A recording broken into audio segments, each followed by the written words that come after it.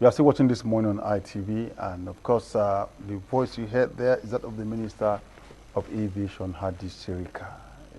The decision actually came out from a meeting he had with the Presidential Steering Committee on control of COVID-19, and it's a beautiful one.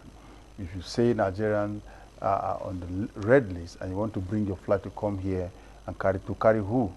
So just stay there while you have already said we should stay here. We have to give it to you the way you gave it to us. And that should be sustained. Let's see how it will, peace will be broker in the coming days. Okay, that aside, we have this new discussion segment where we'll be looking at the Northwest insecurity and, of course, government pledge to crash bandits. You know, bandits are now terrorists. It's no longer news. They are now terrorists going by the court pronouncement when the AGF, Minister of Justice, made that application before Justice Taiwo, and it was granted, and they have been declared bandit. To do this, you know him, he's a known face here in ITV, and of course other sister station.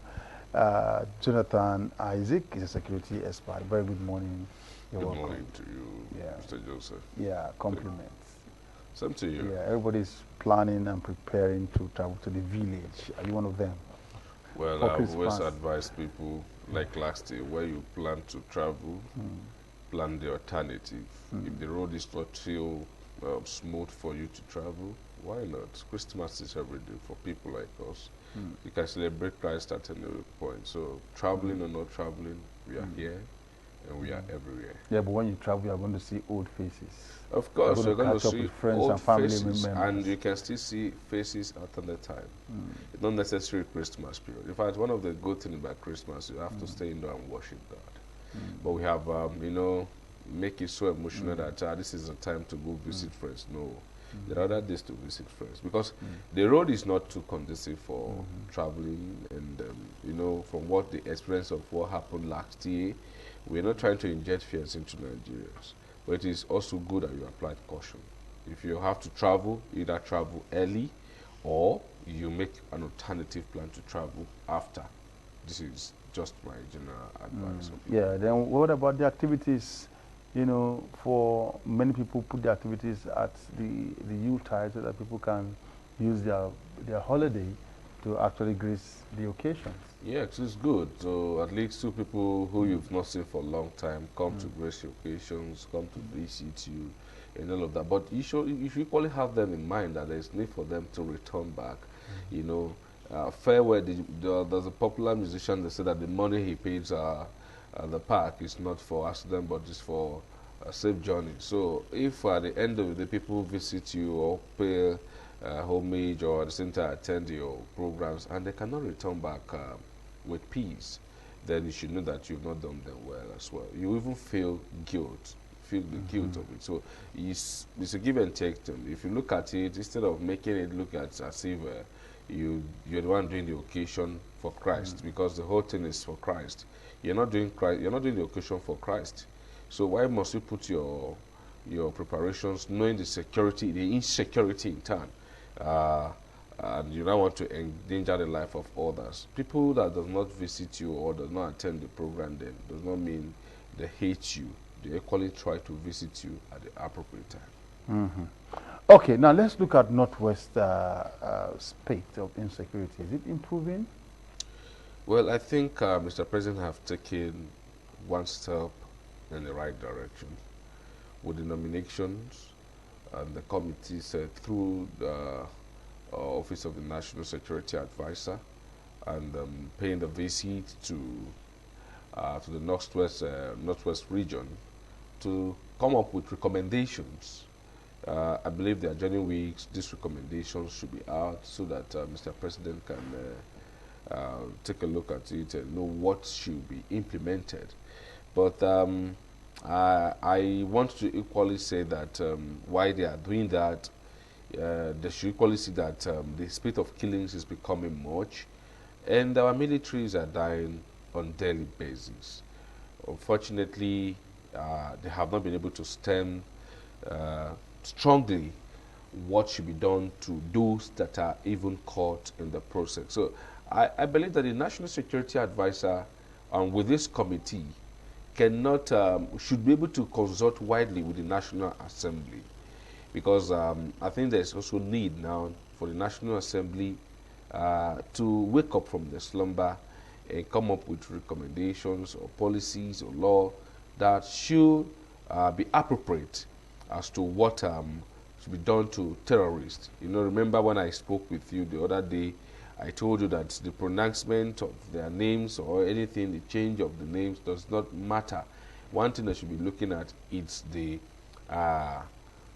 operation. So I believe that their outcome or their visit to Northwest, the outcome of the visit will at least help the military to combat this fight to a long-term period. Yeah, but if we look at the traditional stool, we look at politicians, what role can they play? I mean, politician here, I'm talking about those are the grassroots, the local government chairman and the councillor. These are, you know, very close to the people, and they should be able to know what is happening in the length and breadth of their territory.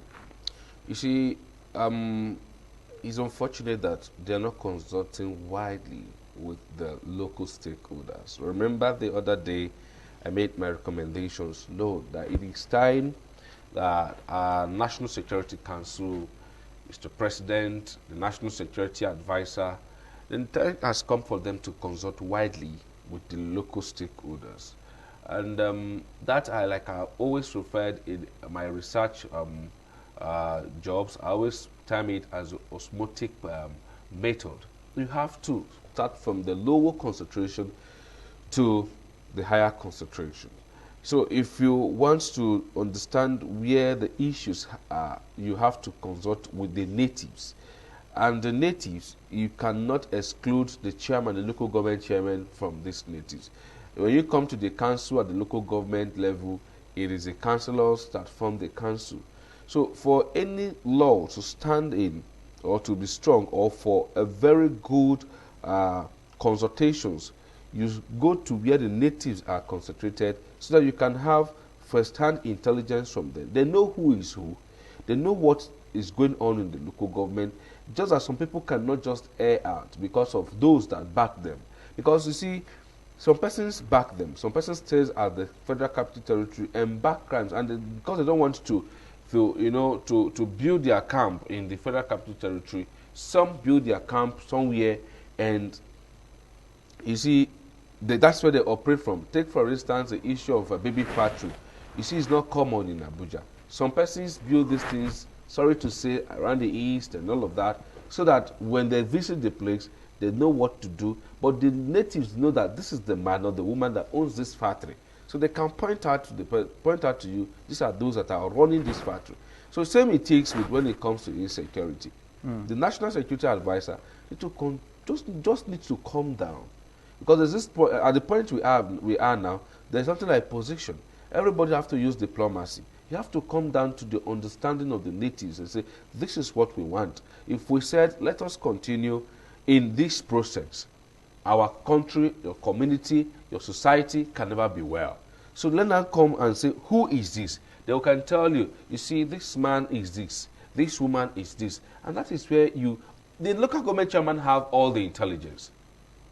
Recently, there was a robbery, kind of, in a local government. And because of the idea of the chairman, talking about Obadibo local government chairman, and the chairman inaugurated a security kind of operation called Obagaida. These guys were able to tackle those that came, and they're able to repair them, not even that, seized their vehicles, got the people involved, and I was not imagining. So this can happen at the local level. So if the chairman can inaugurate such committee or inaugurate such an operation and it can work, then I imagine if our highway patrol system is being revitalized and also a kind of being boosted because there's a need for us to boost our security. Yeah, but these bad guys, do they really use the highway? Of course, they use the forest. They use bushes. Let me say this: they only use the forest as a hideout. They don't kill in the forest. They don't kill in the forest. They use the forest as a hideout. What they do in the forest is that, look, they either go out, get the target, and bring back to the forest. Nobody will go and live in the forest. Will you go live in the forest? Before they come to get you, either they come to get you from the highway or from your house or from somewhere or while on the road. So they must get you from a particular place.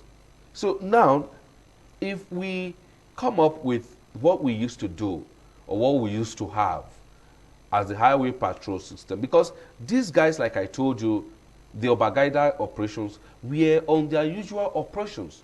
And because they came up, they came out for this operation, even the people were able to support them. So not until we start having people coming up, the Nigerians are afraid to share information because you don't know who is who. Are you me? Let me digress a little. We have arms coming into this country, and we still have border. Are you understand? So what happened to the seaport, the airport? What have been about our border security? This is where I've always been talking to Nigerians, talking to the government, that look, the issue of our internal insecurity is as a result of the loopholes or the lacuna from our border insecurity. So not until the border insecurity, because you still see those guys armed with they're not armed with rusted AK-47. At any point you see them, they are armed with brand AK-47, GPMG. And that should show you that our border is being open for the importation of those equipments. Because if they don't have it, they cannot function. So if you want to end people who use arms to kill people, then the first place you need to tackle is to stop where the arms is coming from. Yeah, but because the borders are so porous, you don't know where they, coming from. I doubt if someone that is carrying, illegal item would see immigration, would see police or army, would see custom and still go, go and face them with what he or she is carrying. They still have a way of, entering the country, in areas that are not manned. This is where I have always advised the government that there is need for you to consult widely with some of the stakeholders and said, where are the porous areas that need to be tightened in your community so that they can fortify this area with security, because you don't need to be fighting the internal security or internal insecurity with just why the supply of those things that make them strong are still coming in, then your fight can never yield any good result. But that is why we have, so many bodies of security. For example, the NIA, we understand their job is not in the country. Their job is outside the country, where they can begin to monitor where arms are loaded and the destination those arms are going to. You understand? So that they can now, give a signal and say, okay, certain consignment is coming with so and so and so. You can begin to watch out for such. In as much as the borders are porous and we don't have the number of manpower to, man those porous borders, if we have the NIA, step up, don't you think this issue will be resolved within this time? You see, in 2010, those full arms of full loads of arms that were intercepted by the DSX then. And when these guys were caught, they confessed that Nigeria border is too porous. So Nigeria is used as a transshipment destination to other African countries. Why? Because those other countries has a strong border security. So they knew very well that our border is porous. Even though they knew that our border has little security, they still attempted to come. So I believe that it is the negligence on the part of the personnel that are deployed to this border that are not, that is causing a lot of menace that we have in this country. Why? Because I felt that if they are able to at least do one or two, go to the UK. Go to the UK. When you want to venture into a country like UK, you see how whatever you carry, irrespective of how fashionable your loads or anything else, these guys are going to have it down because they have reasons to do that. At the end of the day, to amaze you how they're going to do the job and bring that evidence for you. Even cocaine and everything, hard drugs, they know how to get it out from you. So when you now, if these guys can detect these things, is it arms? The thing they can't? So what we should do is to equip our borders electronically. Then also improve on the manpower. Leave the internal fight for our police and all of that so that our DSS, NIA, Army can return back to border. Because unfortunately, they are not complementing themselves, both on air and land. There's no complement. That is why this fight have lasted for too long. You see, soldiers are being killed, land soldiers are being killed, and there's no complement from the air. This is reality. You see people fighting for over 2 hours, exchanging guns in the battlefield for more than 2 hours. You will never see any jet fly. So there's no but now we have the Tucano. Tucano now can do those so jobs. what have been the effect of Tucano since its arrival? Yeah, you know, the Tucano is one of the reasons why bandits have to be, you know, prescribed as terrorists. They have been prescribed as terrorists. And like I told you, that even the name prescribing them as terrorists does not add value to the current fight on ground. The army chief has come out to say that there's going to be more threat in 2022. That they have to put their heads together because there's going to be more threats in 2022. So the fight is not all about do you even need somebody? If there's a robber in your house, you need the person to tell that this is he's not yet a criminal because you are waiting for a court, and you see you are being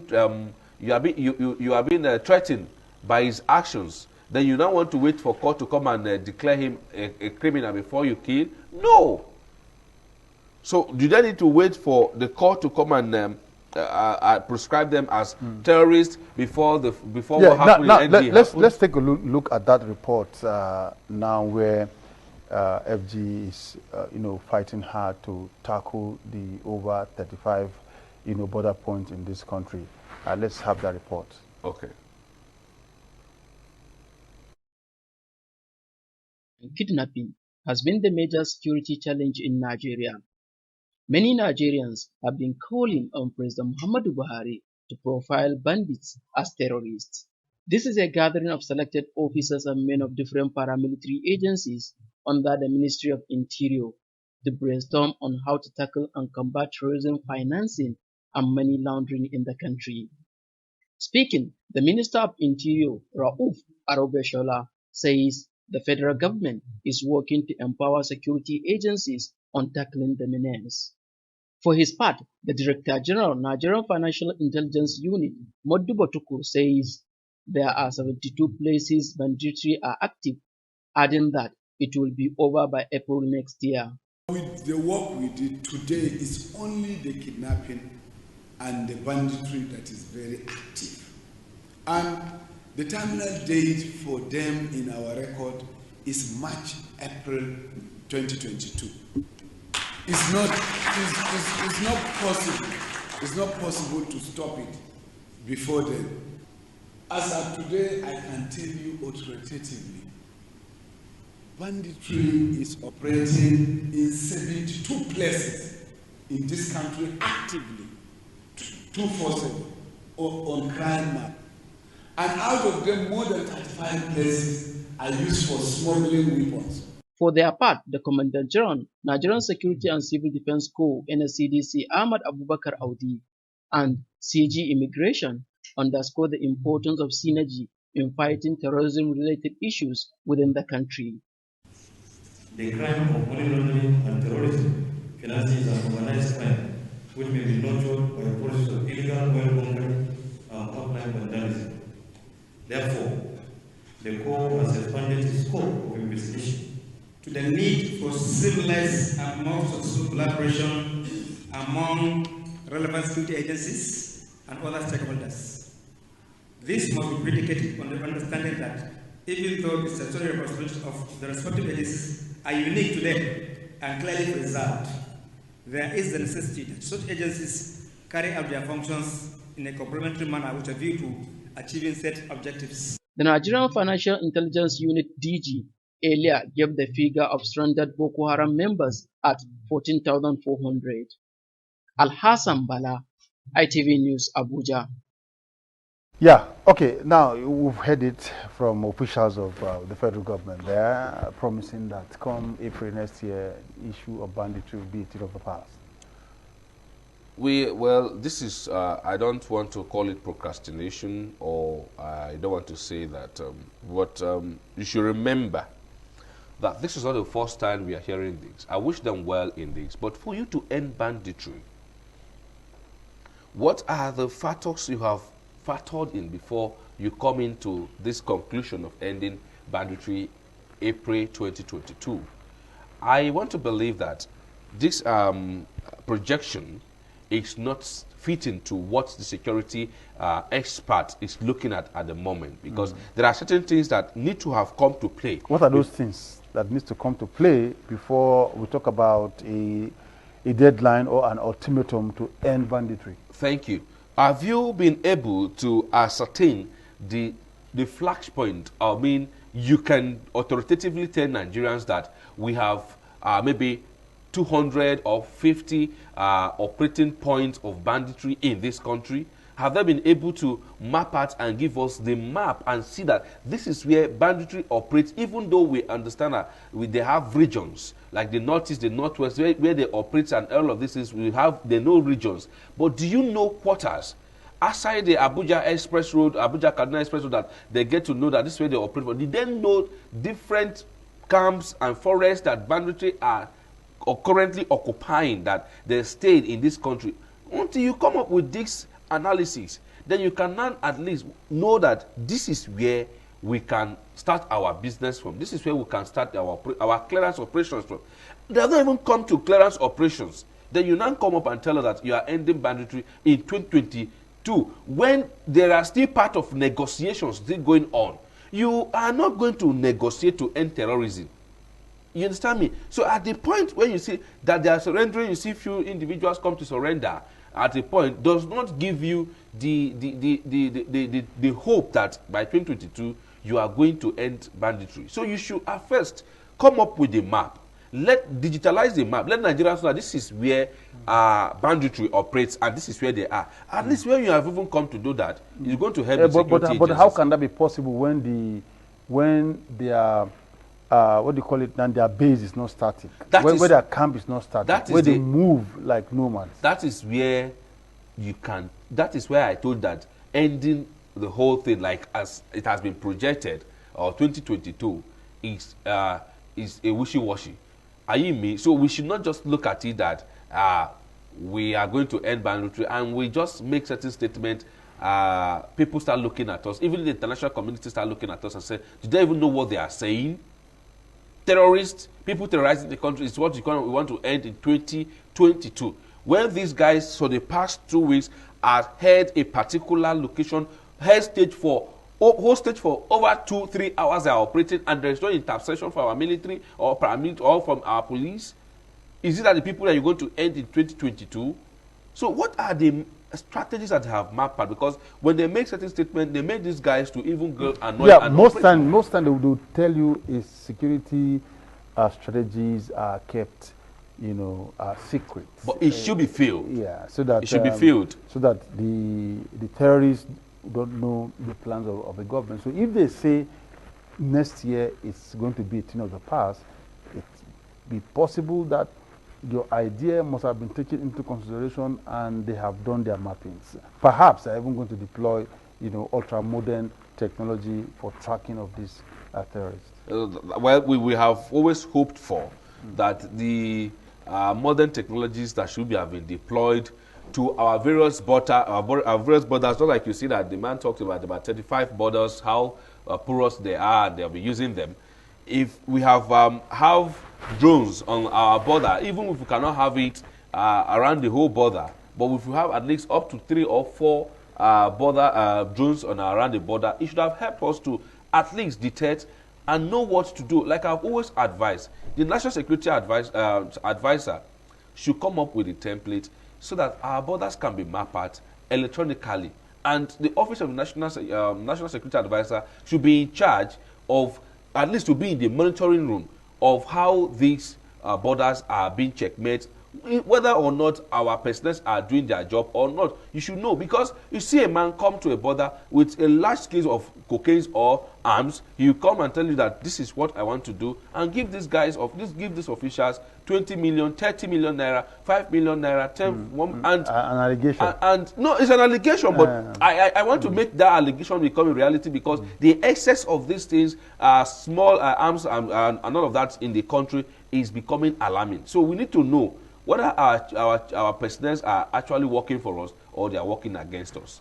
All right, I must thank you for your time with us on this discussion segment. Security expert Jonathan Isaac, thank you so much for your time. Thank you. Most time when you say these things, I want to believe that the relevant quotas are taking notes, especially the Office of the National Security Advisor. You've mentioned him severally this morning. We hope that all that you're saying will get to his table. We need to have this country rid of terrorists, as they are now called in the northwest.